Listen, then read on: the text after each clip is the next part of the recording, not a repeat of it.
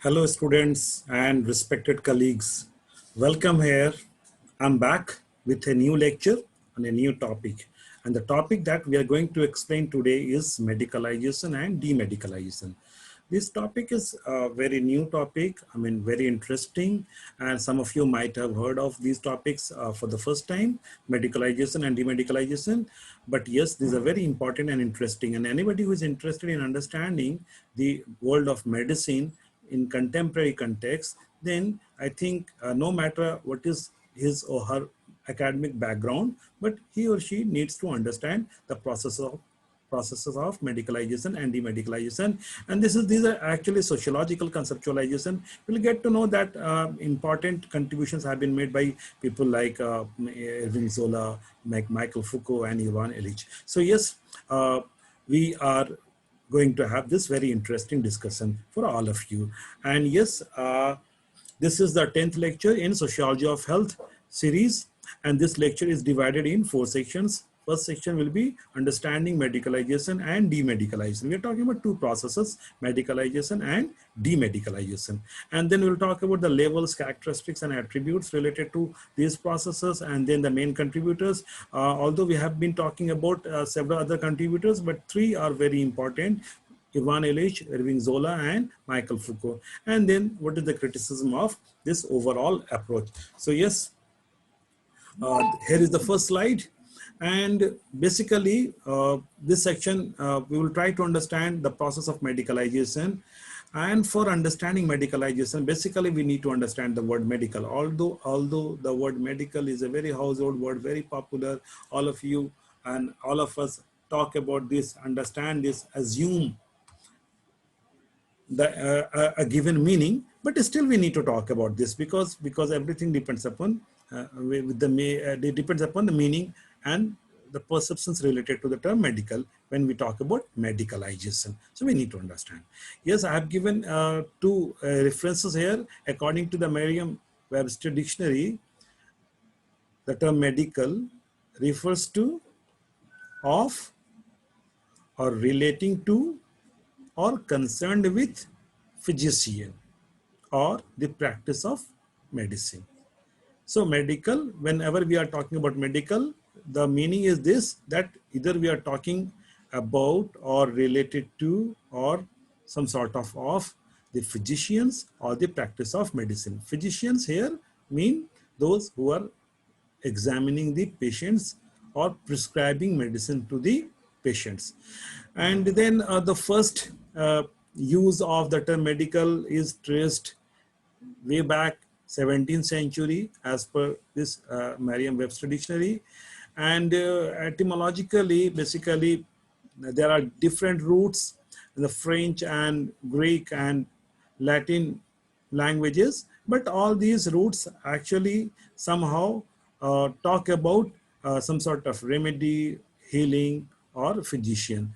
That means largely this word is related with those who are providing some kind of medicine.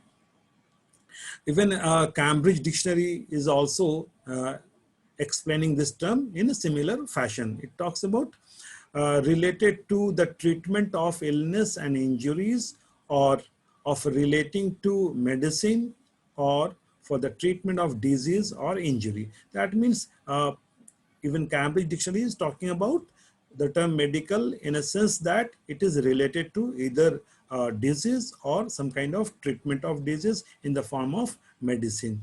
So this is what we mean by the term medical, and actually its popular use is also in the same sense, that when we talk about medicine, anything which is related to medicine is referred as medical. So we talk about the medical system, that is the system of prescribing medicines, or medical colleges where people learn about how to prescribe medicines, or in different other uses. So something which is related to the medicines. Now, an important concern here is what kind of medicine we are talking about. So primarily, if we try to understand the word medical in the larger context, we get to know that the term medical is generally used to refer to modern Western system of medicine, because medicines are actually age old. And in the previous classes, we have talked about medicines. We get to know that every human civilization had some or the other, some in some or the other form, some kind of medicine. But the term medical is not that old. So medical primarily refers to some kind of the modern Western system of medicine and the care system. So with this kind of understanding of the term medical, we are proceeding further, and now we will try to understand medicalization. And the rest of the meaning will come from these definitions and perspectives, right? We have just created a platform, and we will go further and understand the rest of the things.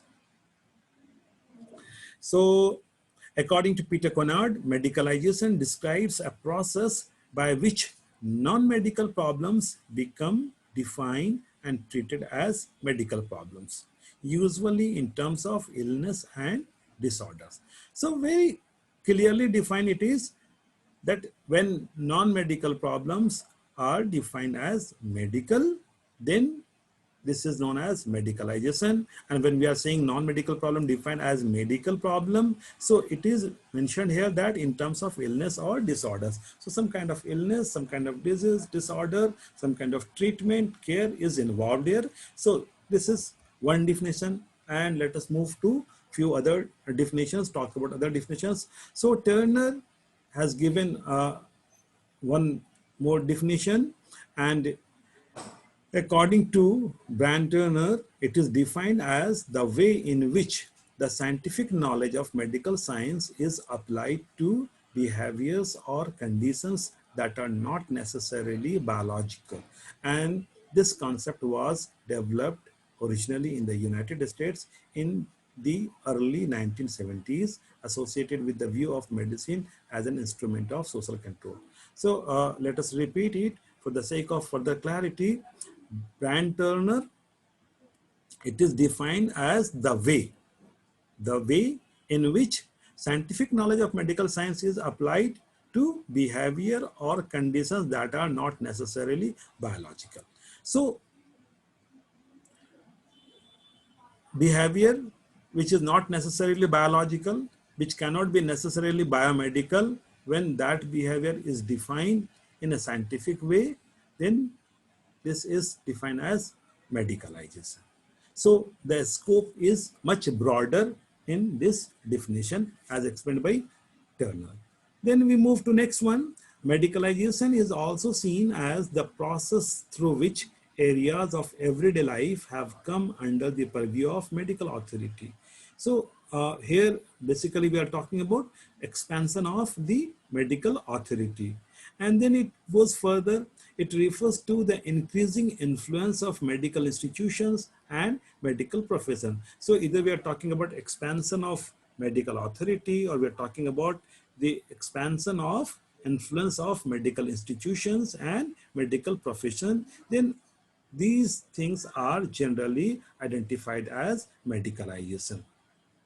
For example, disruptive behavior by children is now more likely to be defined as attention deficit disorder. When some children are not behaving in a proper way, earlier they were not considered as a kind of medical problem. But today they are considered as some kind of attention deficit disorder. That means a kind of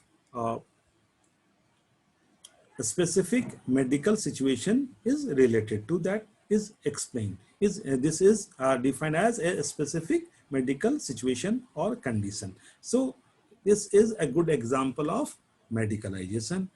And as a critique of medicine for being authoritarian and imperialistic, the concept of medicalization emerged from the intellectual and social turmoil of 1950s and 60s, and the expansion of its conceptual model to the analysis of social ills and attendant policy, or a critique of the expanding role of medicine in the social control of deviant behavior. So Cookerham is looking at it in a further larger comprehensive framework, and he's relating it with some systems of the system of authority, and also saying that this medicine system is basically authoritarian, and imperialistic.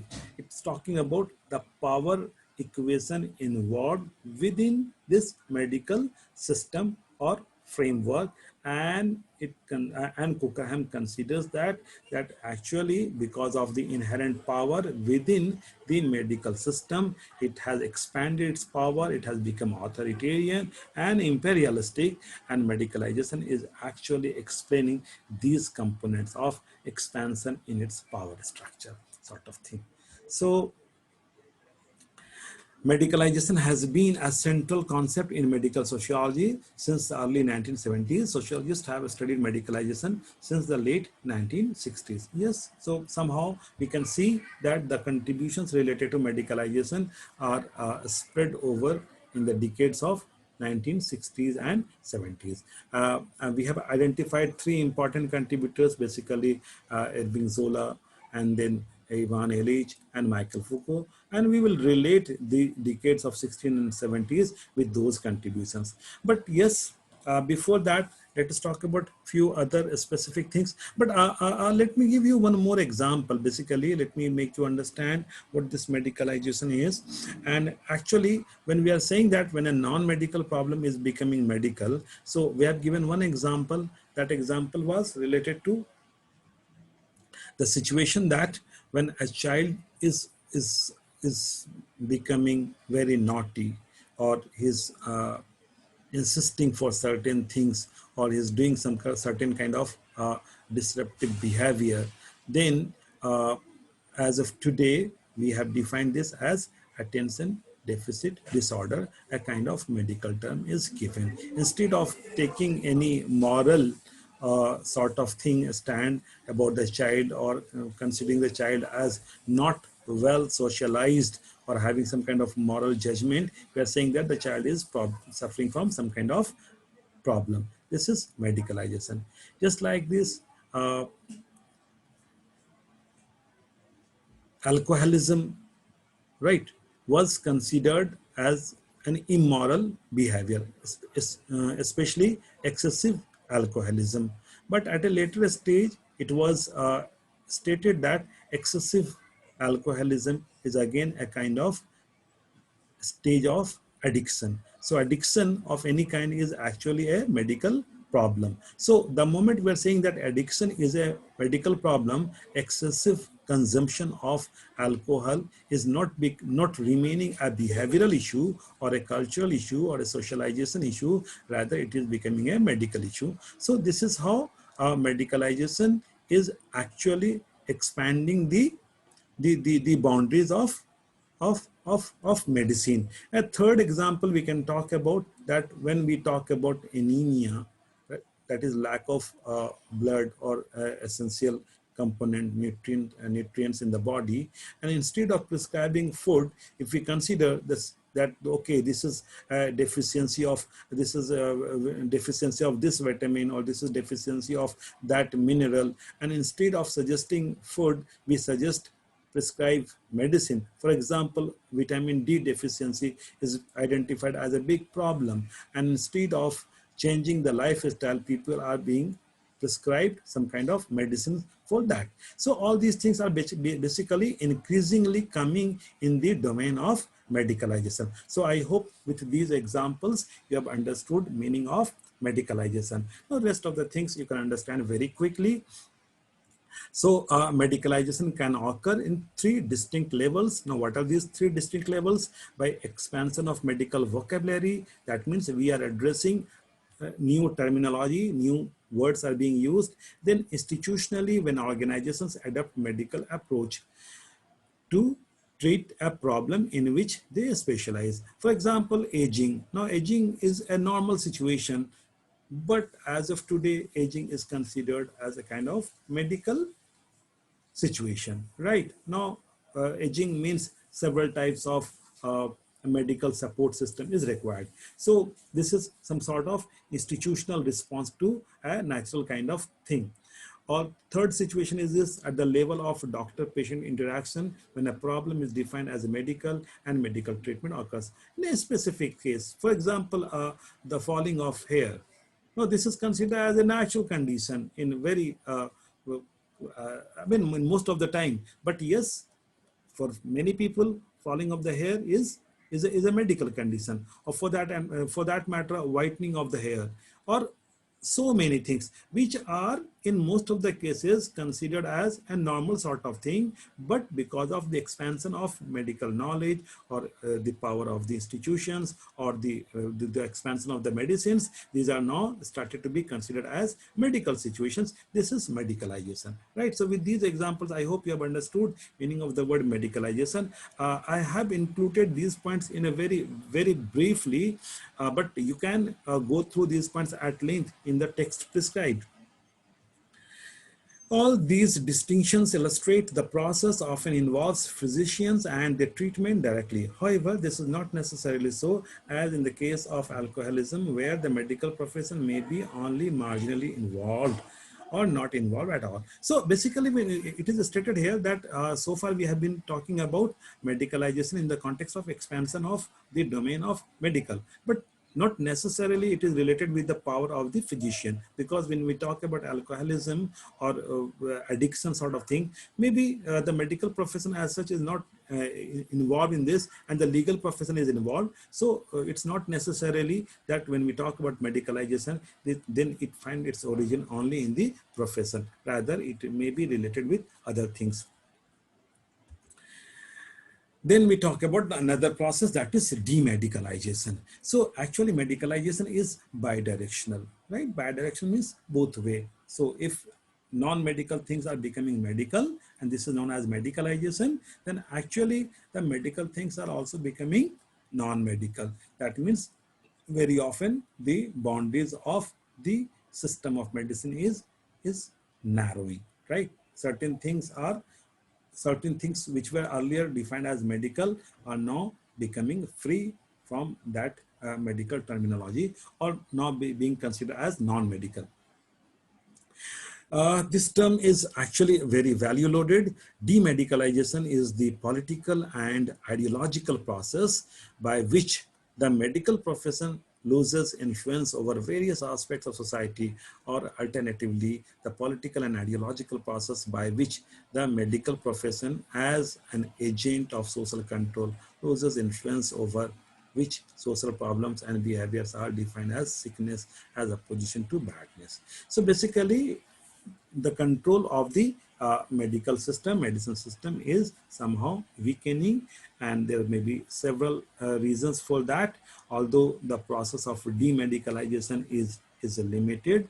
But yes, this is also a very important process, although the instances are much lesser, but this is very important, and we consider this process as an important process because we think that, or we assume that, or we find that, basically I'm making use of all the three terms, we also find that there is a pattern towards demedicalization. Several aspects of life, domains of life which have already been medicalized are actually gradually or slowly often getting demedicalized, that is becoming free from the medical influence.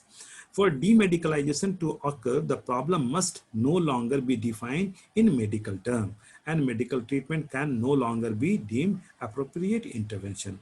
One most frequently mentioned example is homosexuality in America, which until 1973 was defined by the American Psychiatrists Association as an illness. So homosexuality was defined as an illness till 1973.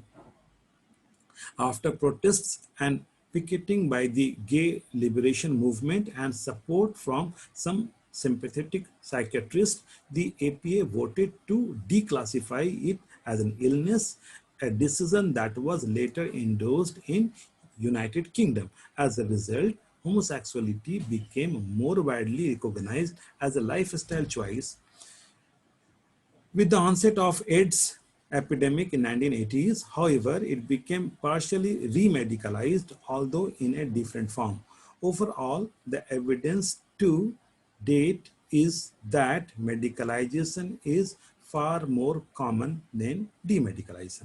I have quoted this from the book authored by Gab, Bury, and Elson. I have given the reference at the end of this slide. So what is stated here is this, that when homosexuality was considered a kind of illness, but because of the pressure of certain movement and society, it was no more considered as illness. So it is a kind of demedicalization. So when we consider certain thing as a life choice, as a part of life, and we remove the terminology or the framework of medicine or medical system, then this is the process of demedicalization. Now we need to talk about the contribution of some of the important contributors, right? I have already consumed plenty of time. So basically, Ivan Illich has made very important contribution in the book Medical Nemesis, talks about the negative or harmful impact of the medicine, right? And he is leveling these harmful impacts by talking about a process of heterogenesis, right? The processes of clinical, social, and cultural heterogenesis or doctor-induced condition. So heterogenesis is actually a doctor-induced condition, or you can say a doctor-induced medicine-induced disease. That means medicine can harm, medicines can cause disease, right? Medicines can create a situation which cannot be handled without further use of medicine. So this is what is meant by Ivan Illich, that medicines make our body dependent upon medicine, and there is a situation of perpetual dependence which actually harms the body, right?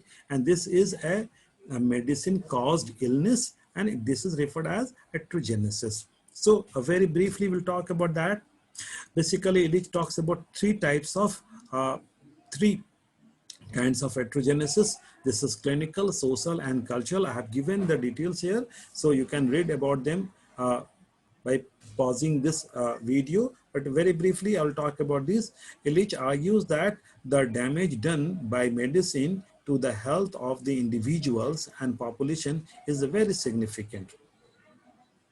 This aspect of heterogenesis is referred as clinical. Clinical means when a patient is going to a doctor and he's prescribing medicine, and this is a clinical behavior. So when the negative impact is visible, this is clinical heterogenesis. Then second one is the second aspect is that of social heterogenesis, which means the expansion of medicalization into social life means there is a blind belief in medical progress and expertise, and an institutionalization of medicine as an industry that commodifies and sells health. So when the social aspects of life are also commodified. For example, when we start preferring a specific kind of supplementary, that is medicated food, medicated lifestyle, we examine, or we see the social life in terms of medicine or prescriptions provided by the physicians. Then this is a kind of social heterogenesis.